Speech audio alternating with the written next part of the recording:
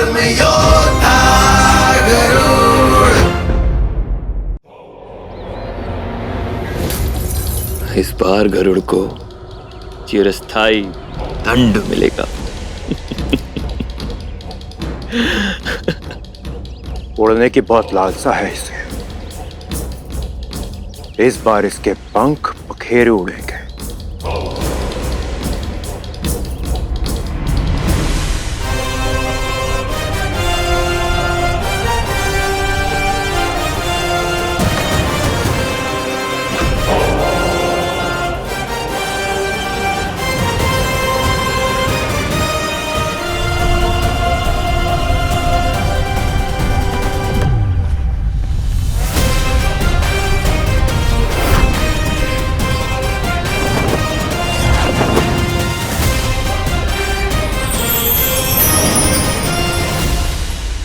इस पर्वत पर निवास करने वाली महाशक्ति, मैं विंता पुत्र गरुड़ आपके सामने नतमस्तक हूं। आपके विश्राम में विघ्न डालने के लिए क्षमा प्रार्थी हूं। मैं अपनी गेंद लेने के लिए क्षण भर को इस पर्वत पर आना चाहता हूं। मुझे आज्ञा देकर मुझ पर कृपा करे देव। क्या तुम उड़ने की अपनी प्रवृत्ति छोड़ सकते हो विंतानंदन? उसी तरह मैं भी रक्त की ओर आकर्षित होने की अपनी प्रवृत्ति नहीं छोड़ सकता। इसीलिए यदि तुम रक्त बहाए बिना अपनी गेंद निकाल पाओ तो अवश्य निकाल लो, किंतु यदि मुझे रक्त की एक भी बूंद का आभास मिला तो मैं तुम्हें निकल जाऊंगा।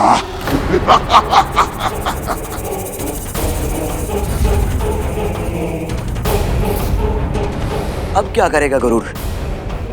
एक गेंद के कारण अपने प्राण थोड़े गवाएगा, अवश्य गेंद छोड़कर लौट आएगा।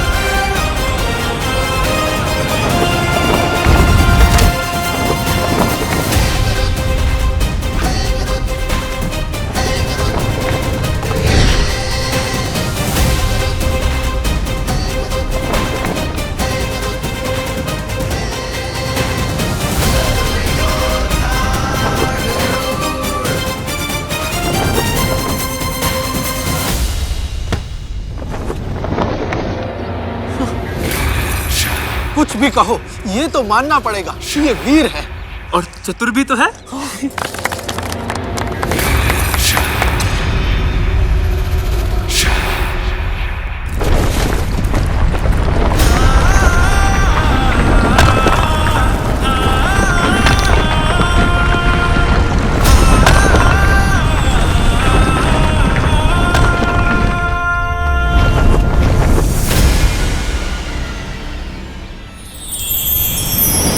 अब अवश्य ही ये सब प्रसन्न हो जाएंगे और मैं माँ की दास्ता के श्राप के विषय में इन सबसे प्रश्न पूछ पाऊंगा।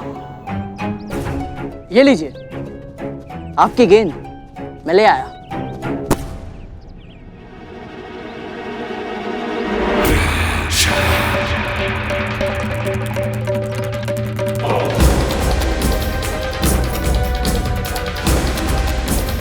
तुम्हें क्या लगा दासी पुत्र, तुम हमारे साथ खेल पाओगे?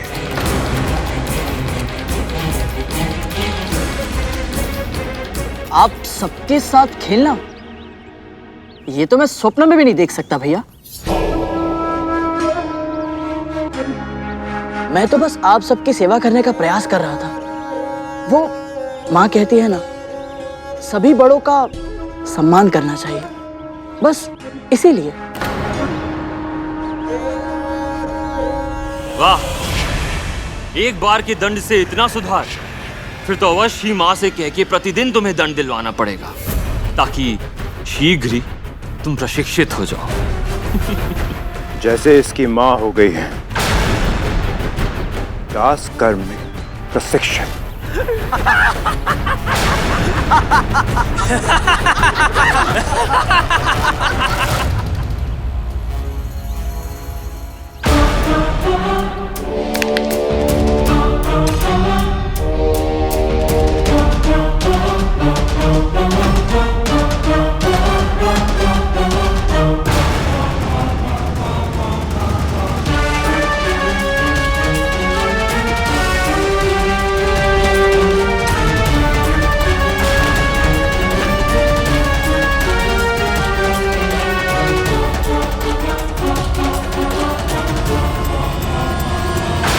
जब कभी तुझे क्रोध आए या मन विचलित हो जाए तो अपने गुरु का ध्यान धर।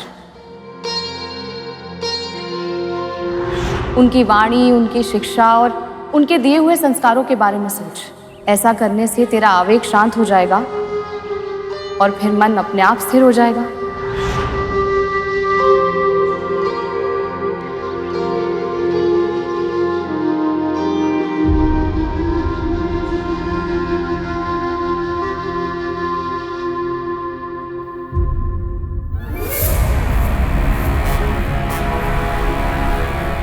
नहीं तक्षक भैया, मुझे प्रशिक्षण देने के लिए महारानी से कहकर दंड दिलवाने की आवश्यकता ही नहीं पड़ेगी, क्योंकि मैं तो स्वयं आप सभी बड़ों की सेवा करके पुण्य अर्जित करना चाहता हूँ।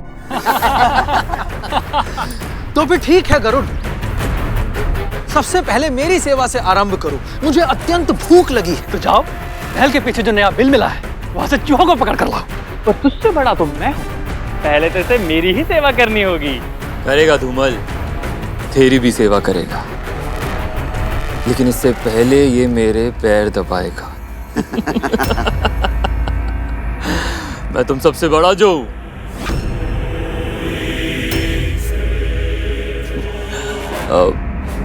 मेरा मतलब है तक्षक भैया के बाद। तो ये है माँ के अतीत के ताले की कुंजी, इसी से पूछता हूँ। नहीं नहीं, सबसे बड़े ये थोड़ी ना है, सबसे बड़े तो शेष।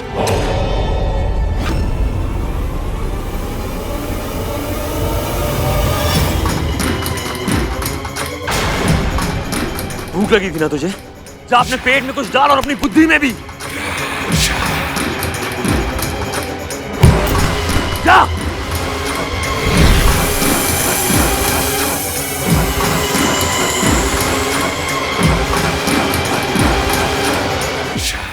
भैया, आप इतने रुष्ट क्यों हो गए?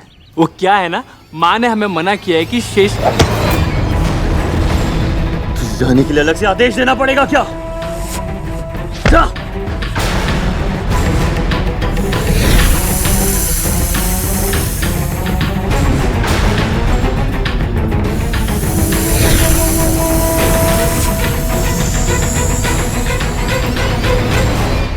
अब क्या करूं?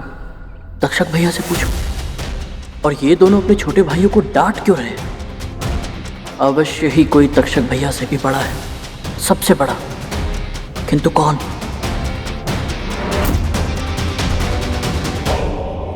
अपना स्थान मत भूल गरुड़। दास प्रश्न नहीं पूछते। मेरी मंशा आपको रुष्ट करने की नहीं थी भैया। मैं तो आप सबको अच्छे से जानना चाहता था। जितनी आवश्यकता है उतना जानता है तू। अधिक मेलजोल बढ़ाने की चेष्टा मत कर। ऐसा क्यों भैया? मुझसे और मेरी माँ से इतना बैर क्यों है आप सबको? एक और प्रश्न, माँ को बुलाऊं क्या? चाबुक की एक वार से सारी जिज्ञासा आंसुओं में बदल जाएगी तेरी। चाबुक का भय नहीं है मुझे, सत्य जानना है। और सत्य जानने के लिए मुझे चाबुक की मार मिले या कोई और दंड, उसका मूल्य चुकाने के लिए तैयार हूं मैं। कौन सा सत्य? यही कि जिसकी सगी बहन इस महल की महारानी है, वो मेरी मां अपनी उसी बहन की दासी कैसे बनी? क्यों छुपाते हैं आप सब ये सत्य मुझसे? भयभीत है क्या? कहीं ये डर से तो नहीं कि ये सत्य मुझे पता चल गया तो आप सब कठिनाई में पड़ जाएंगे। बेबी दरहम, कालिया भड़का रहा है तुझे।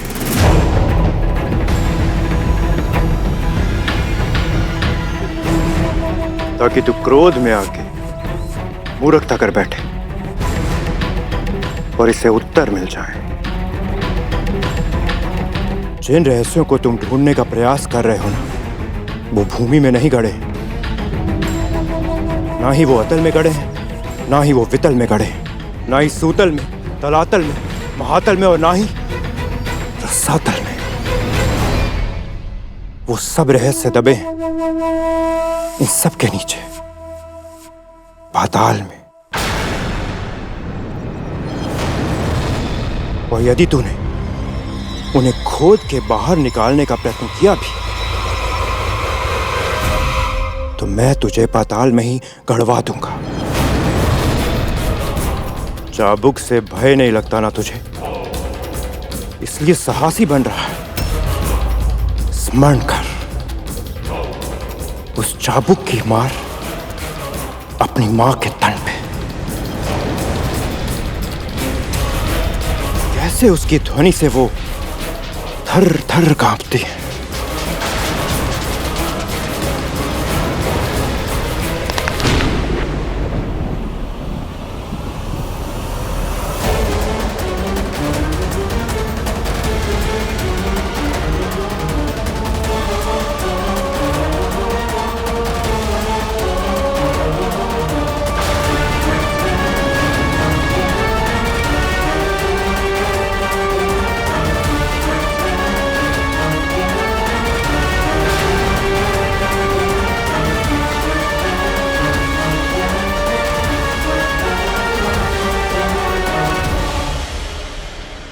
सब व्यर्थ हो गया।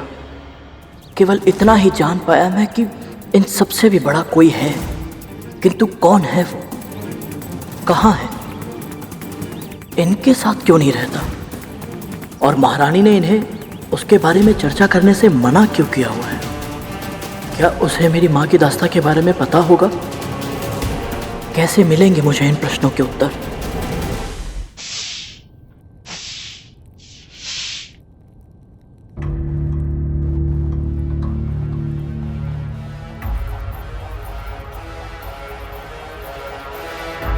ओम विष्णुवे नमः, ओम विष्णुवे नमः, ओम विष्णुवे नमः, विष्णुवे नमः, ओम विष्णुवे नमः, ओम विष्णुवे नमः, ओम विष्णुवे नमः। दासी पुत्र होकर भी इतना शक्तिशाली होगा कल्पना नहीं की थी। क्यों धूमल? ये दोनों प्रशंसा कर रहे हैं। ऐसा क्या कर दिया गरुड़ ने? हाँ तक तू शक्तिशाली है किंतु मूर्ख भी तो है। हमारी गेंद निकालने के लिए इतना बड़ा संकट मोल ले लिया। संकट? कैसा संकट? संकट को तो आप दोनों ने भी आमंत्रित कर लिया था। यदि तक्षक भैया और कालिया भैया समय पर आपको नहीं रोकते तो आप तो गरुड़ के सामने सारा सच उगल देते। आप व्यर्थ से परेशान हो रहे हैं, उसे कुछ पता नहीं चला है, ना ही कभी पता चलेगा। सच? क्या गरुड़ ने इन सबसे अतीत के बारे में जानने की चेष्टा की है? हमारे माँ के आदेश की अवहेलना करने का सामर्थ्य उसमें नहीं है सरकोटा।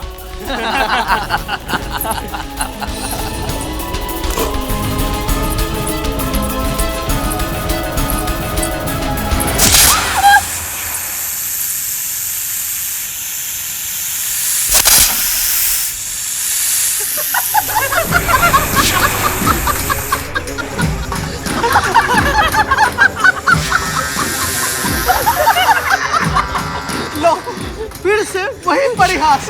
अब फिर से भय से भरी वही चित्कार।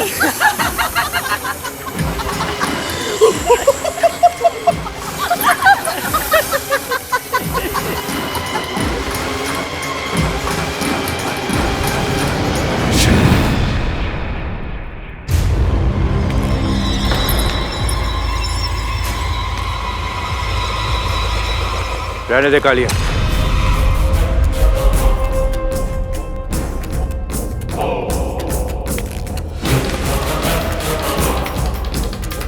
जाने दे इन्हें।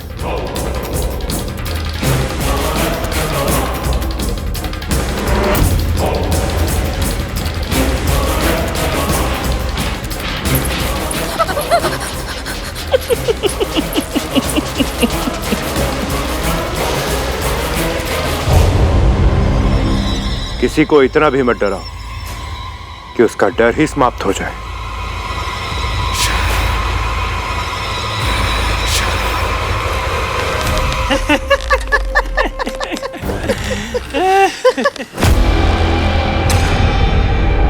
ये मेरा स्थान है।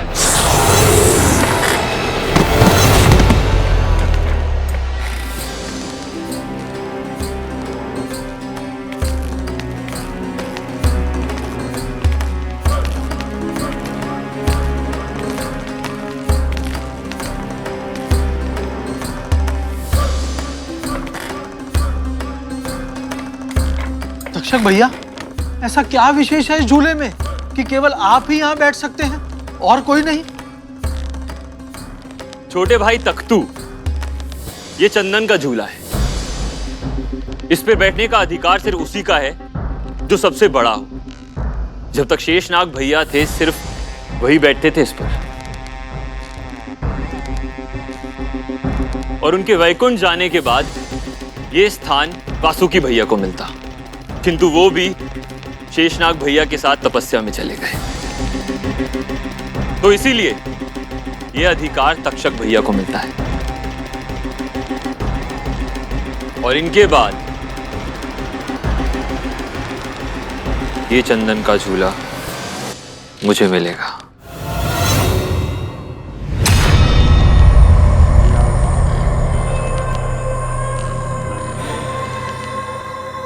तो सबसे बड़े भैया का नाम है शेषनाग और वो वैकुंठ में रहते हैं। पर वासुकी भैया और शेषनाग भैया यहां से गए क्यों? मैं उन तक कैसे पहुंचूं? वैकुंठ, ये नाम कहीं सुना है मैंने, और कहां? हाँ, मां के आराध्य श्री विष्णु वैकुंठ में ही तो रहते हैं। इसका अर्थ यह है कि मां मुझे वैकुंठ का मार्ग बता सकती है। ध्यान रहे, शेषनाग भैया की चर्चा गरुड़ के सामने फिर से कभी नहीं होनी चाहिए। यदि मां को यह बात पता लगी कि किसी ने भी ऐसा कुछ किया है तो उसके प्राण मैं भी नहीं बचा पाऊंगा।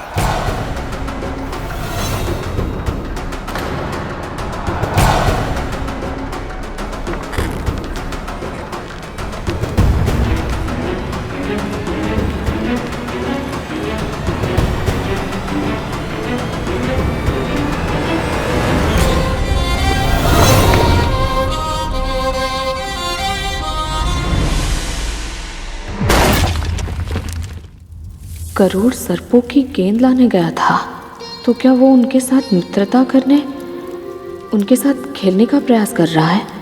अच्छा ही है, भाई हैं वो उसके। किंतु सत्य तो ये है कि सर्पों के साथ मित्रता उसे हानि भी पहुंचा सकती है। कैसे समझाऊं उसे?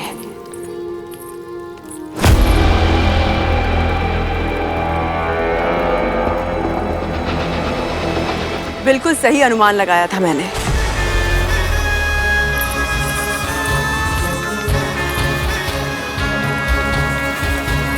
तुझे कैसे ज्ञात हुआ कि आज मेरा ये खाने का मन है? बचपन से ज्ञात है मुझे। सर्जन के फूल खिलते बाद में हैं, आपके मुख की भाव भंगिमा उनके स्वाद की कल्पना से ही बदल जाती है। सच कहा तूने। याद है कैसे सुबह से शाम हो जाती थी हमें फूल चुनते चुनते? और आधे से अधिक फूल तो चुनते चुनते ही चबा जाती थी आप, है ना?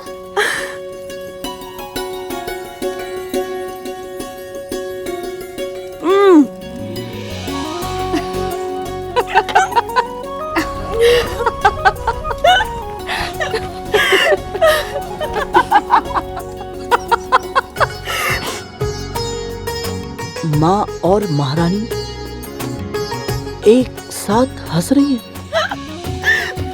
स्मरण है तुझे कैसे हम दोनों इन फूलों को अपनी झोली में भरते थे? घर शीघ्र कौन पहुंचेगा वो भी एक भी फूल गिराए बिना, इस बात को लेकर शर्त लगाते थे।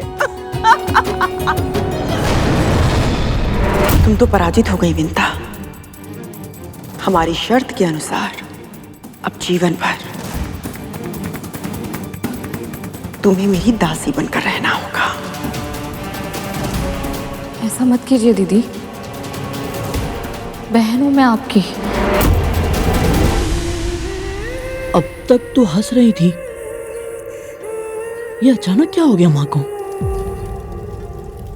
और शर्त की बात सुनकर ऐसे चुप क्यों हो गई?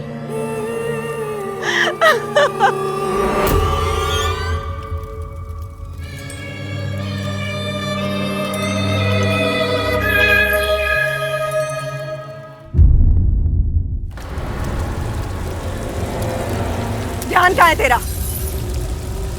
जला हुआ खाना खिलाएगी मुझे?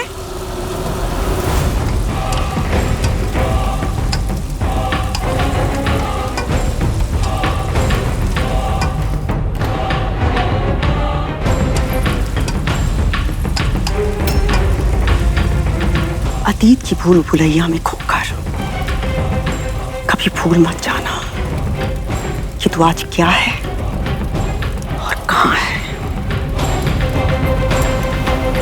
मत भूल, पुत्र यदि त्रुटि करेगा तो दंड मां को मिलेगा। यदि मां से कोई भूल हुई तो परिणाम पुत्र को भुगतना होगा।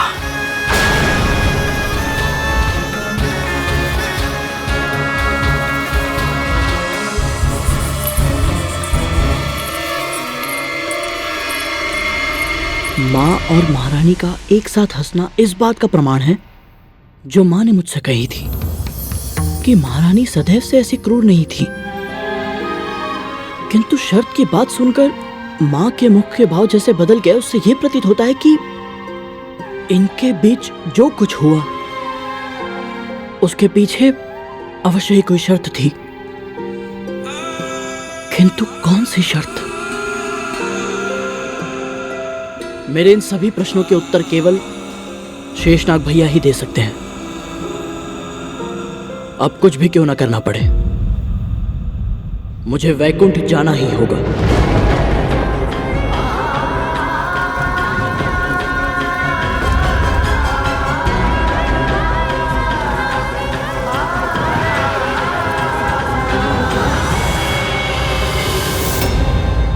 पक्षीराज गरुड़ के साहस भरे कारनामे देखने के लिए चैनल को सब्सक्राइब करें और साथ ही बेल आइकॉन दबाना न भूलें।